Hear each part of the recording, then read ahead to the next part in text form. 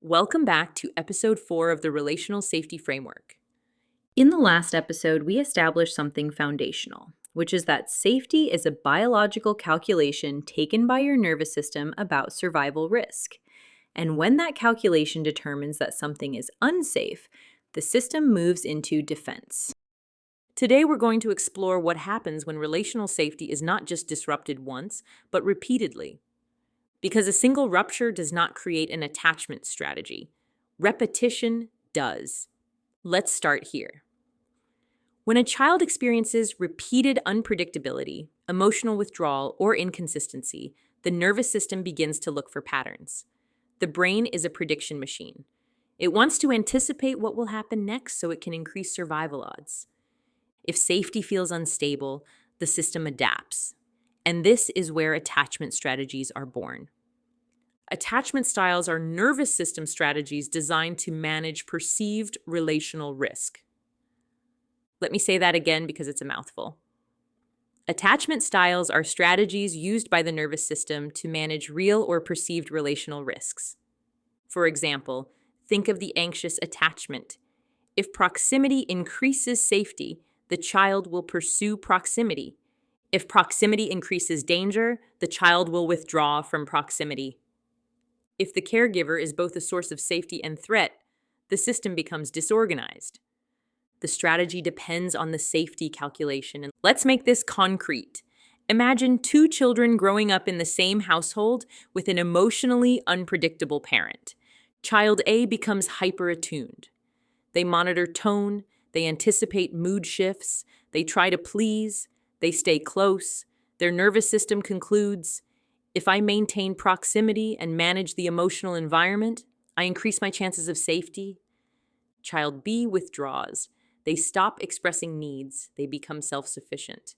Their system concludes, if I minimize my needs and reduce vulnerability, I decrease my chances of rejection or criticism. Same environment, different strategies, different safety conclusions. This is important. The nervous system does not choose the best strategy. It chooses the strategy that appears most likely to reduce threat based on the child's perception and temperament. Over time, this strategy becomes automatic.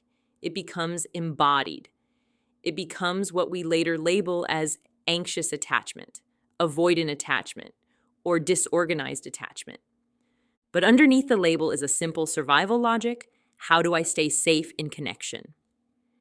Now, this is the part where we layer in early maladaptive schemas. Remember in episode 2 when we discussed meaning making? Attachment strategies are behavioral and physiological adaptations. Early maladaptive schemas are cognitive emotional conclusions about the self and others. They develop alongside each other.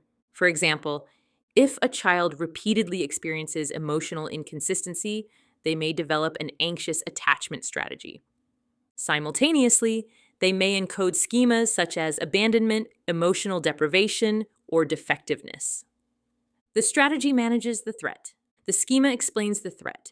One protects, one interprets. Together, they create a self-reinforcing system. And here's where things get more complex. Attachment styles are often discussed as if they are fixed categories. But from a safety perspective, they are adaptive responses that made sense in a particular relational ecosystem.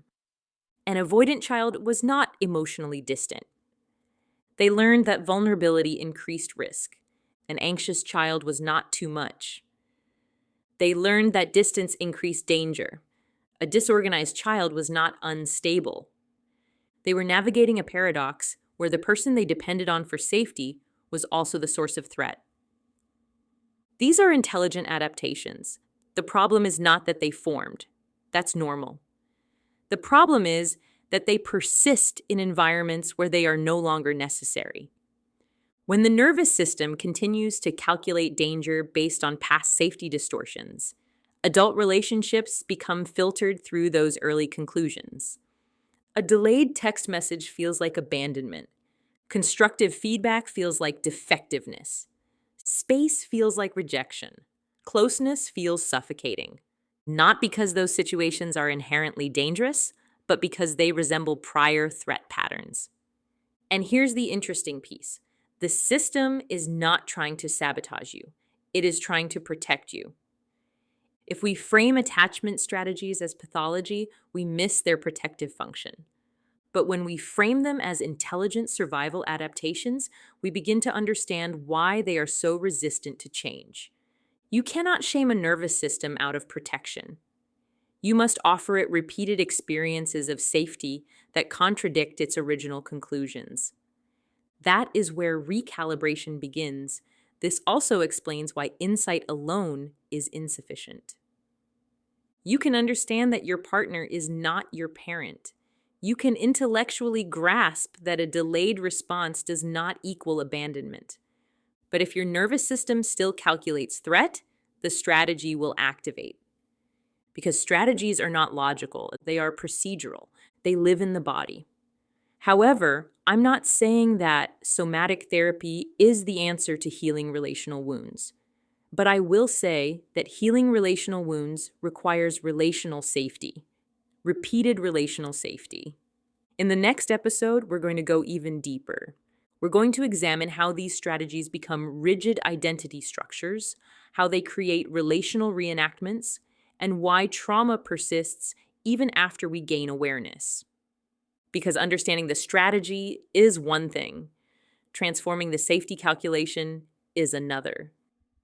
And that transformation does not happen through force. It happens through consistent, relationally corrective experiences that slowly teach the nervous system a new conclusion. That connection can be safe. I'll see you in episode 5.